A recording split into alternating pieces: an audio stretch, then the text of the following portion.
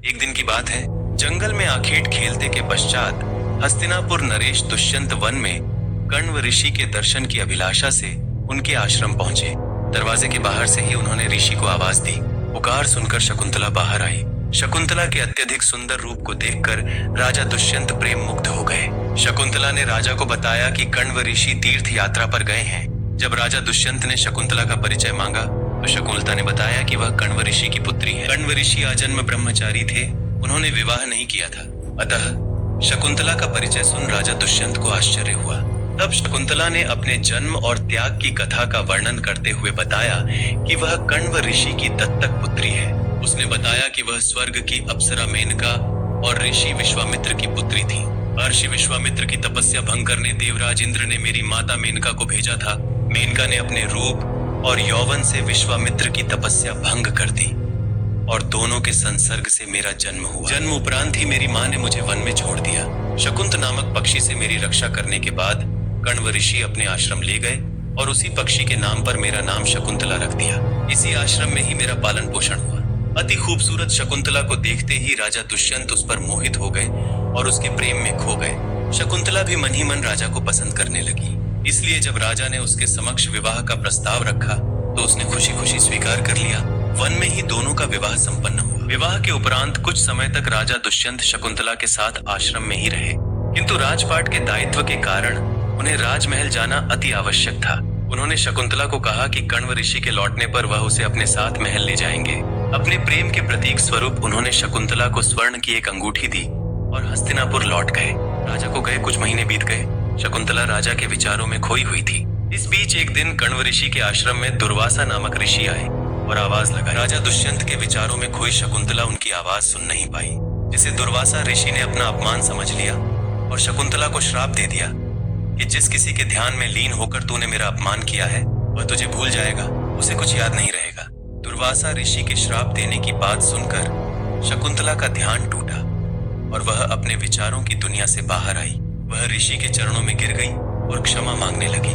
तब दुर्वासा ऋषि का हृदय द्रवित हुआ और उन्होंने कहा कि मैं अपना श्राप वापस तो नहीं ले सकता, इसका प्रभाव कुछ समय तक रहेगा, किंतु तुम्हें ये आशीर्वाद देता हूँ कि तुम्हारे प्रेम का प्रतीक चिन्ह देखकर तुम्हारे पति को तुम्हारा पुनः स्मरण हो जाएगा।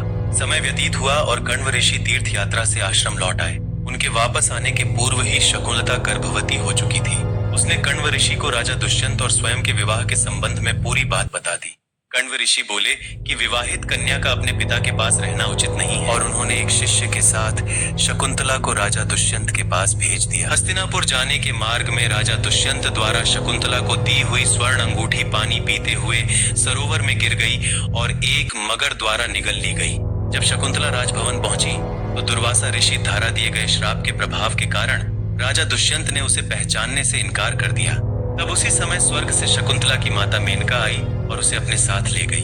शकुंतला को कश्यप ऋषि के आश्रम में छोड़ वह वापस इंद्रलोक लौट गई। कश्यप ऋषि के आश्रम में ही शकुंतला ने एक सुंदर बालक को जन्म दिया, जिसका नाम भरत पड़ा। एक दिन मगर द्वारा निकली अंगूठी एक मछुआरे को मिल गई। उसने उसमें राजशाही चिन्ह देखा तो तुरंत राजा को दे दिया। वह स्वर्ण अंगूठी मछुआरे को उस मगर के पेट में से मिली थी, जिसने उसे निगल लिया था। अंगूठी को देखते ही ऋषि दुर्वासा के श्राप का प्रभाव समाप्त हो गया। राजा दुष्यंत को सब याद आ गया। उन्हें शकुंतला के बारे में सब स्मरण हो गया। उन्होंने तुरंत सैनिकों को शकुंतला को ढूंढने भेजा, किंतु वे उसे नहीं खोज सके। स्वर्ग में देवासुर संग्राम शुरू हो गया था। देवराज इंद्र के निमंत्रण पर राजा दुष्यंत उनकी सहायता हेतु इंद्र की नगरी अमरावती गए। युद्ध में विजय प्राप्त करने के बाद वे आकाश मार्ग से वापस लौट रहे थे कि उन्हें कश्यप ऋषि का आश्रम दिखाई दिया और वे उनके दर्शन के लिए रुक गए। आश्रम के आंगन में राजा दुष्यंत को एक सुंदर बालक खेलते हुए दिखा, जिसे देखकर उनका प्रेम उमड़ पड़ा।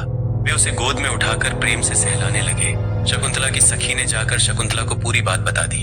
शकुंतला राजा दुष्यंत के पास गई तो वे उसे पहचान गए। राजा ने शकुंतला से क्षमा याचना करी। उन्होंने उसे राजमहल चलने को कहा। शकुंतला मान गई। फिर कश्यप ऋषि का आशीर्वाद लेकर वे हस्तिनापुर लौट आए। इस तरह दोनों की प्रेम कहानी पूर्ण हुई। दोनों के पुत्र का नाम भरत था, जो आगे चलकर एक पराक्रमी राजा हुआ और उनके नाम पर ही हमारे महान देश भारत का नाम भारतवंश पड़ा। ऐसी ही रोचक जानकारी जानने के लिए हमारे चैनल को सब्सक्राइब करें, साथ ही बेल आइकॉन को प्रेस करें, जिससे मेरी आने वाली वीडियो का नोटिफिकेशन आपको मिल सके।